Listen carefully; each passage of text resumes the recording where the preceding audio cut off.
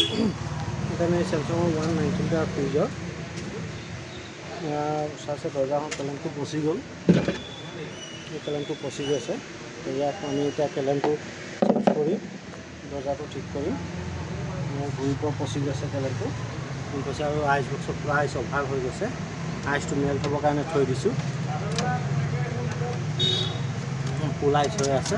ইয়াক আইচটো মেল্ট হোৱাৰ পিছতে ইয়াত বাকী বস্তুখিনি চেক কৰিম। ইয়াত দৰ্জাখন হৈছে এইটো। দৰ্জাখন খুলি পৰি গৈছে। খুলি পৰি যোৱাৰ কাৰণে ইয়াক ড'ৰ কেলেমটো লগাম। ইয়াত আইচটো মেল্ট হৈছে। বেক চাইডৰ পানী গৈ আছে।